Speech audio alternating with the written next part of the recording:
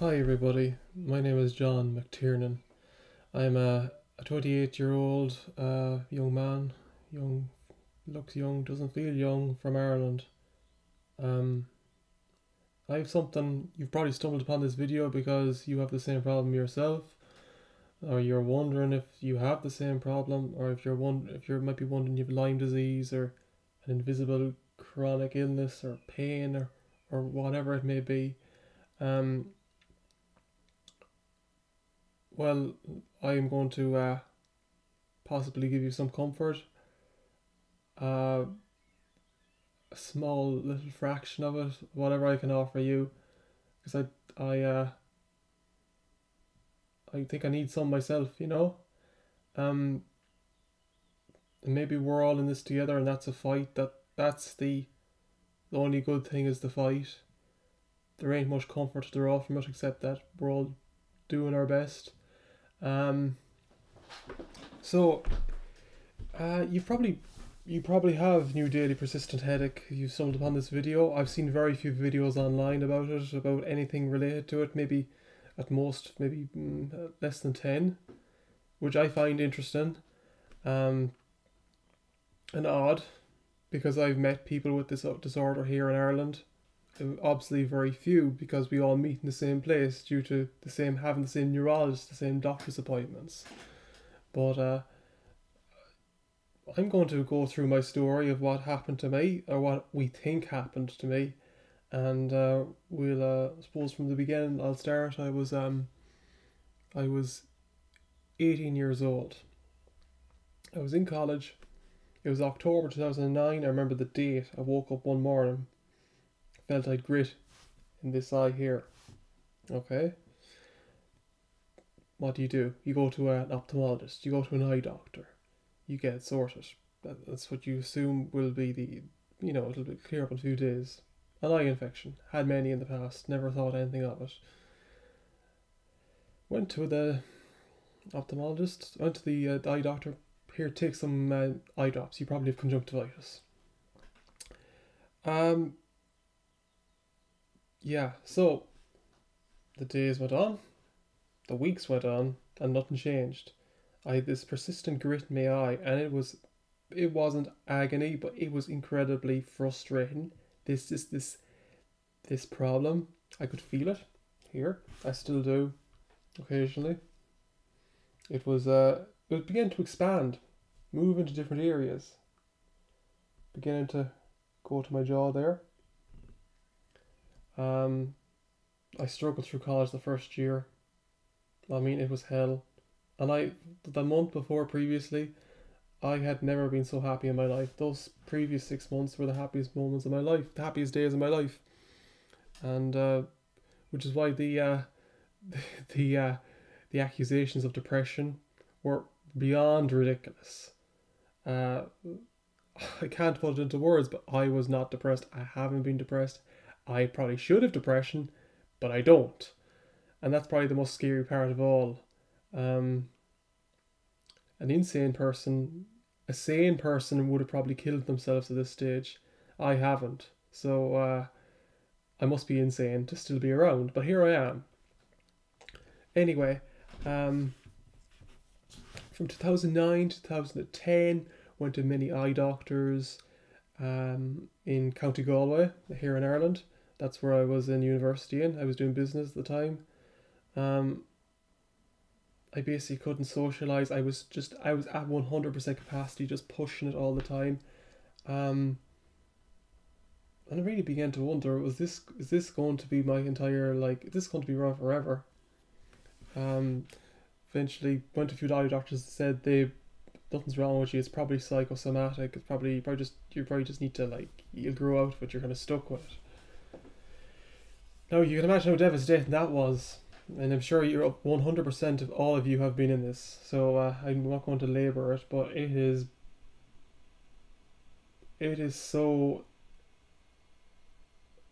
it's like steering into the abyss, and nothing steers back at you except the blackness.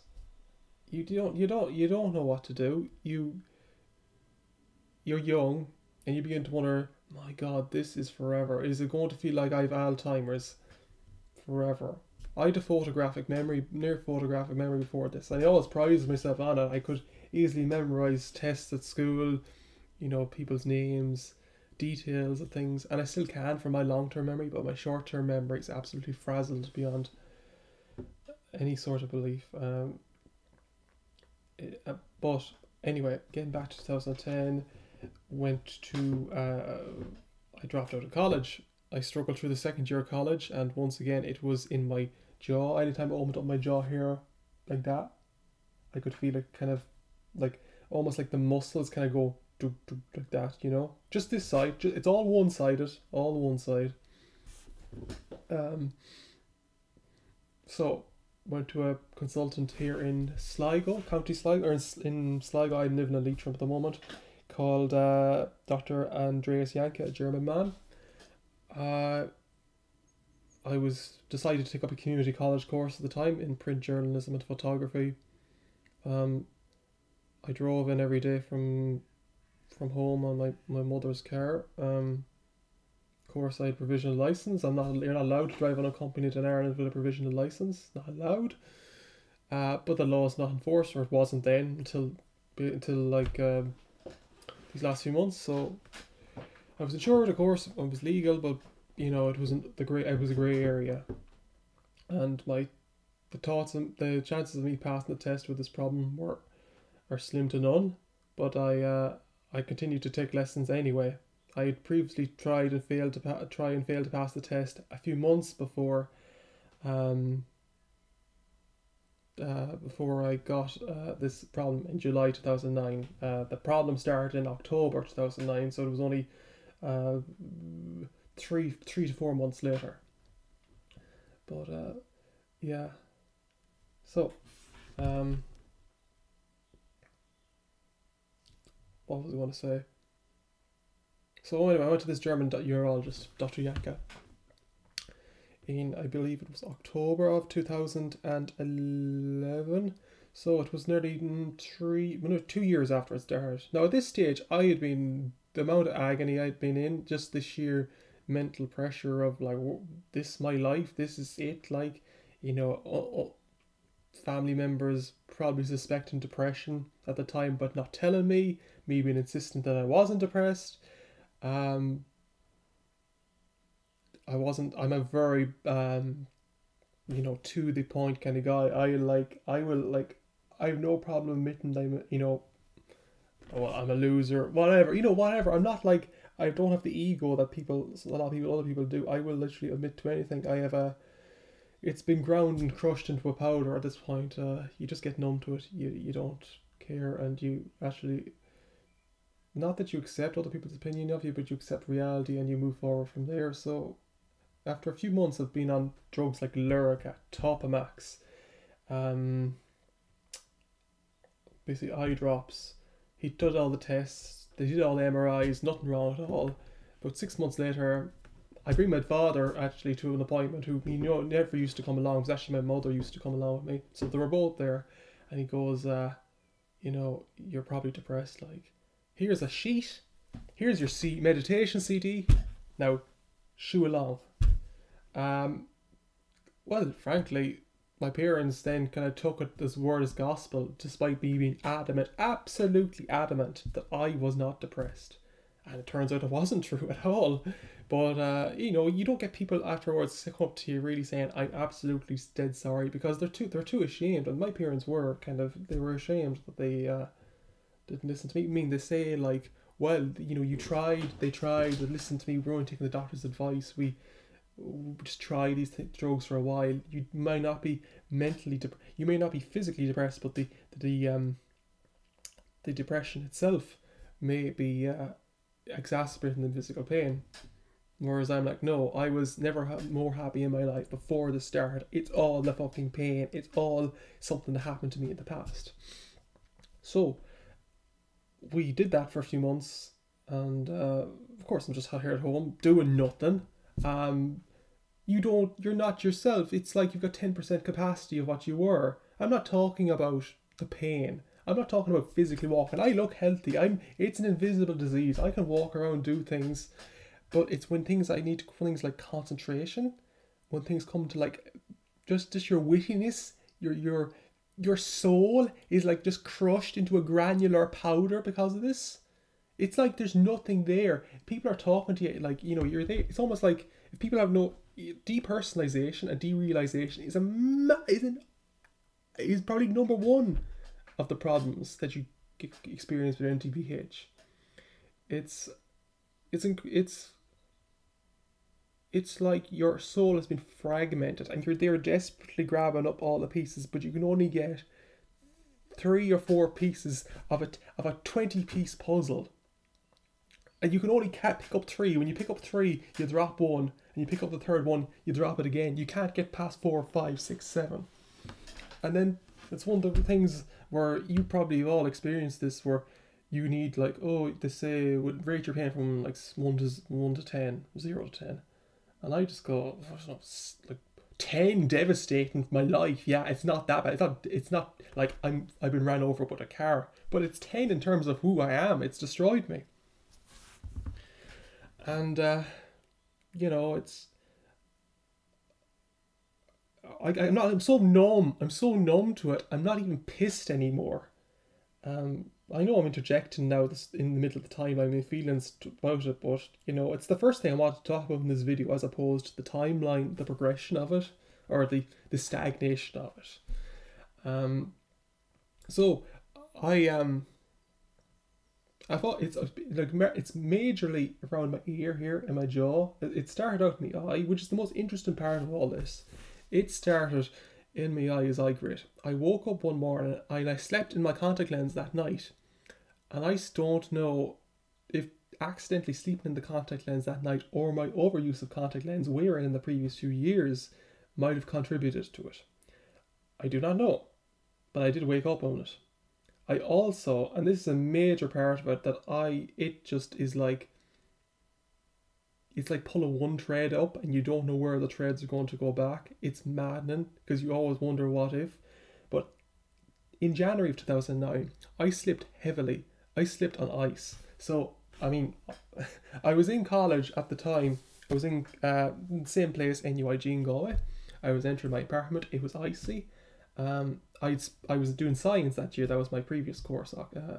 But I changed it in March of that year. In 2009, spent 6 months at home, returned to college, same college, in 2009, doing business, commerce.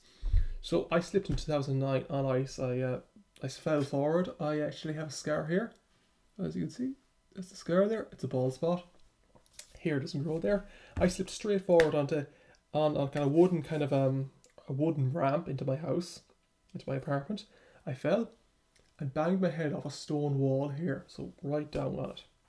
My jaw here was hurting that night, that day, for a few days afterwards. That same kind of clicky sound, but it was kind of more kind of exasperated pain. I'm sure I was stitched up in hospital that night. There was no problem. They just did it there and then. They kind of just checked to see, you're all right, okay, off you go. I probably was suffering whiplash at the time, but didn't know it, because within a week or two, it was gone. No problem. And then for 9 months, I'd forgotten about this injury. Completely forgotten about it. So when it didn't occur to me till many years after this pain started that it may well have been that, you know, that thing, that it was a delayed onset of whiplash. Now I've looked up, you know, delayed onset of whiplash. It doesn't come on that late, but sometimes it seems to be that maybe it does, and no one can figure out for certain what caused it. And I don't know what might have started it. I don't know, was it genetic? Was it an injury? Because sometimes it does feel like an injury more so, because I felt it like here, you feel down your neck, you do. It's all one-sided. It's not the other side. I don't have hemicrania continua because we've tried endomedicine. I went to, I actually stayed a week or 2 in London, and on private course. It cost me everything, appearance, everything. You go on a trial of endomedicine. It's to figure out if you have this type of headache. If you have hemicrania continua and you take the endomedicine, it clears up right away. That's how you're able to diagnose if you have that condition. But I had only, it didn't clear up, so they went to the second option, which is NDPH Headache. Anyway, this is how we found out I didn't have depression. We went to a jaw doctor, Maximilian facial surgeon in Dublin, in the Sports Sanctuary Clinic. His name's Cliff Byrne, and he said, "Oh yeah, we will. You might have TMJ, which is a problem with the jaw where it's clicking, it's inflamed, and the whole thing felt inflamed. It still does. So he did surgery on me, a TMJ capsulitis surgery. This is not actually before this. I had we did surgeries for corneal abrasions with an eye doctor in Dublin, where he scraped the cornea of the eye, and it's as painful as it sounds. And I had to go home, with a cuff on my eye and wearing a contact lens to protect it. With the ironic thing being that I can't wear contact lenses in this eye, so it was hurting. It was hurt. Like when I wear a contact lens in this eye, I can feel the contact lens in this eye. I can't feel it in this one.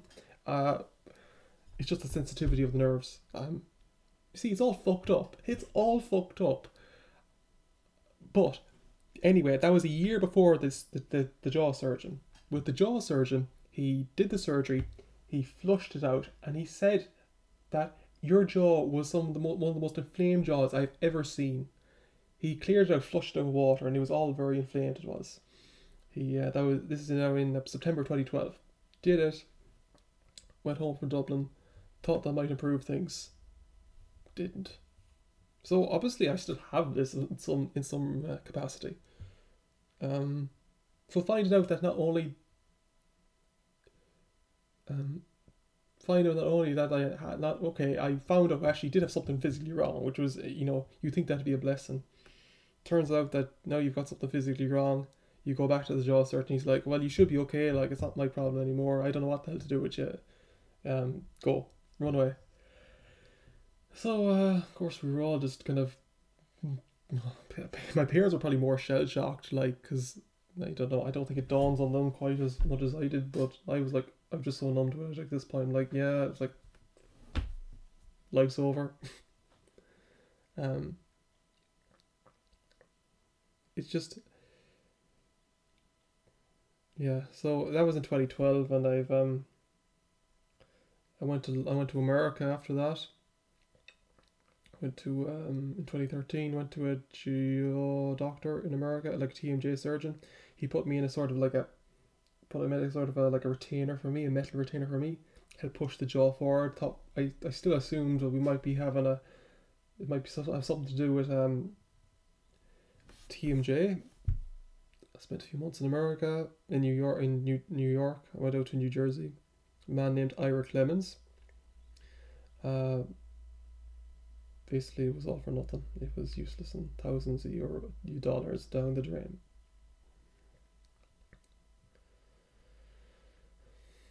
Then in 2013, I went to. Who the hell did I go to in 2013? Okay, yeah, I went to a man named Dr. Peter Canavan. And, I've been with him before I actually went to America. America was like a last-ditch attempt. Everything's a last-ditch attempt. Every time it's like, we can't go further than this, and I go further. And of course, I did tests for Lyme disease and everything, and of course they came back false, as they do. They tend to come back here in Ireland false, regardless. They always use the one that never tests positive, that's just terrible. I didn't do any of the rest of them, and I do plan on doing some of them in the future. But in 14, 15, was it number 2014, I went to Dr. Peter Goldsby in London. Now, Dr. Peter Goldsby is a fourth most New Daily persistent headache specialist in the world, and he diagnosed me with this. He then sent me to. I believe he sent me to. I think that was how it happened. He sent me then to a man in the Lucan in Hermitage, Dr. Martin Rutledge, which is my current consultant. and he tried many different medications, Topamax. He tried them all, and he wasn't like I still find him the most considerate man I have met regarding this condition in Ireland. He's probably the only person well versed in it. Him and Dr. Peter Canavan and or Dr. Professor Martin Goldsby, Professor Peter Goldsby, and Dr. Professor Martin Rutledge, Dr. Martin Rutledge, converse with each other, and I'm one of their patients. But I've been on a two rounds of DHE, 2 infusions in hospital, 2 rounds of lidocaine over the years between 2014 and 2016. So I was on 2 DHEs, one in 2015 and the one a few months later, lidocaine in 2015, another one about 2016, another about a year later. And I found lidocaine the second time to be of some use. I mean, it was shocking. I was in hospital and I could feel the headache just go whoop. And like it was I could feel it for the first ever in years fighting, and I was like, yeah, fight it, like I could feel it, fighting it. And of course a few days later, even in hospital, it's not going to go away, but it's there all the same.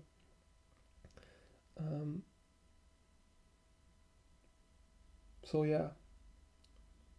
So what have I done for the last few years? Internet browsing. I not internet browsing. I obviously tried to do programming, try to learn things, try to talk about traveling, but you're not in a fit state to travel. And if I was fit to travel, I wouldn't have this condition. And frankly, if I was fit to travel, I'd be working, and I wouldn't have the time to travel, and I'd have a completely alternate life. And I sometimes think if I hadn't hit my head off the wall, this mightn't have started. Because I'd forgotten about it. I wasn't like I was getting cut up or depressed about hitting the head on the wall, for those 8 months. I'd forgotten about it 2 weeks later. The bill had to come through the door for the hospital appointment for me to remember it. That's how quickly it left my mind, I assumed it would be free because, I was a naive 18-year-old who has everything paid for him and still is having everything paid for him. Disability doesn't pay enough to live on. It doesn't pay bills. It just about would pay them. But yeah. You see, the problem is I can't even get my thoughts together for this video. I can't even get my act together for this video. What I was going to say. But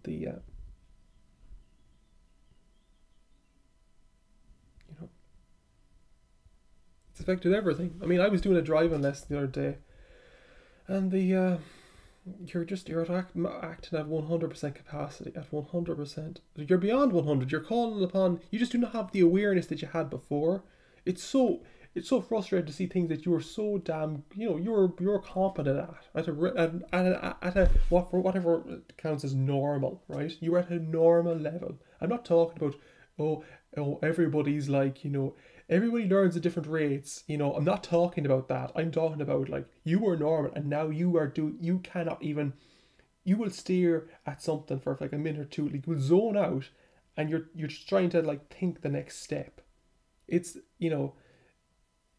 it's like you don't even have the sanctity of your own mind, and that's what kills me. That's what kills my soul. And I think I might leave it for another video. Maybe I'll make a part 2, detailing the details of it, detailing how if it is possible to get around. And if I haven't found a way, everything is like, it's like it drained all the colour out of the world, and there's nothing much. It's like the reward that you could get for like pushing through and powering through, getting through life is like,